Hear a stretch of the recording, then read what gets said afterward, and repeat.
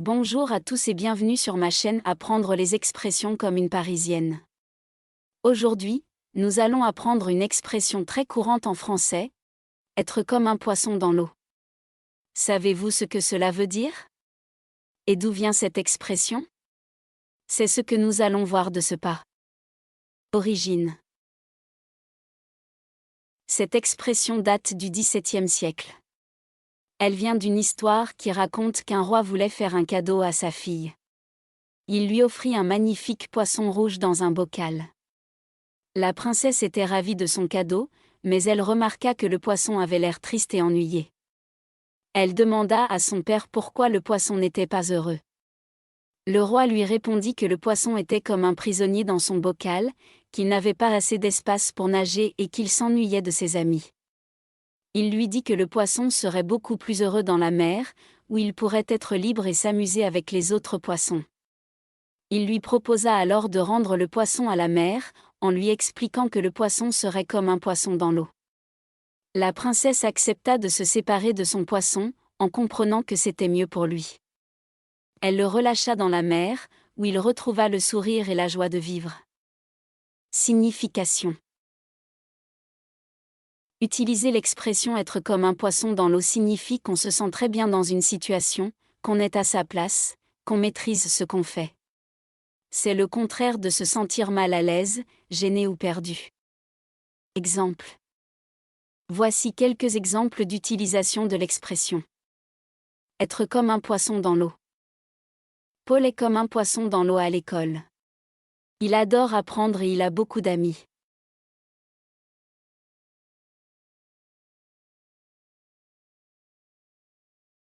Julie est comme un poisson dans l'eau sur scène.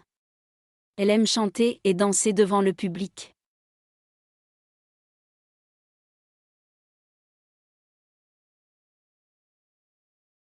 Thomas est comme un poisson dans l'eau à la montagne. Il pratique le ski et la randonnée avec passion.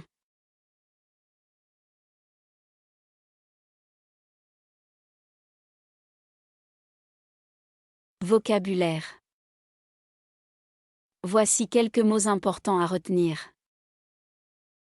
Un poisson, nom masculin, signification, c'est un animal qui vit dans l'eau et qui respire par des branchies.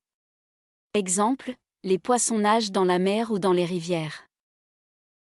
L'eau, nom féminin, signification, c'est un liquide transparent et incolore qui compose les océans, les lacs, les rivières, etc. Exemple, l'eau est essentielle à la vie sur Terre. Courant, courante, adjectif, signification, qui est fréquent, habituel, commun. Exemple, bonjour est un mot courant en français. Une situation, nom féminin, signification, c'est un ensemble de circonstances, de faits, de conditions dans lesquelles on se trouve. Exemple, la situation sanitaire est difficile à cause du virus. Se sentir, verbe, signification, c'est éprouver une sensation, une impression, un sentiment. Exemple, je me sens fatigué après cette journée de travail. Maîtriser, verbe, signification, c'est avoir le contrôle, la connaissance, la compétence de quelque chose. Exemple, il maîtrise parfaitement l'anglais et l'espagnol.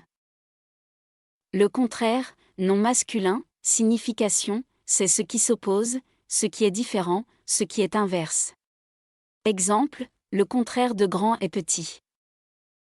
Gêné, gêné, adjectif, signification, qui est embarrassé, mal à l'aise, qui manque d'aisance. Exemple, il est gêné de parler devant la classe. Perdu, perdu, adjectif, signification, qui est égaré, qui ne sait pas où il est, qui ne comprend pas. Exemple, elle est perdue dans cette grande ville. Voilà, vous savez tout sur l'expression poser un lapin. Et vous, est-ce que vous avez déjà posé un lapin à quelqu'un ou est-ce que quelqu'un vous a déjà posé un lapin? Racontez-moi votre expérience dans les commentaires. Si vous avez aimé cette vidéo, n'hésitez pas à mettre un pouce bleu et à vous abonner à ma chaîne. Je vous dis à bientôt pour une nouvelle expression française. À la prochaine!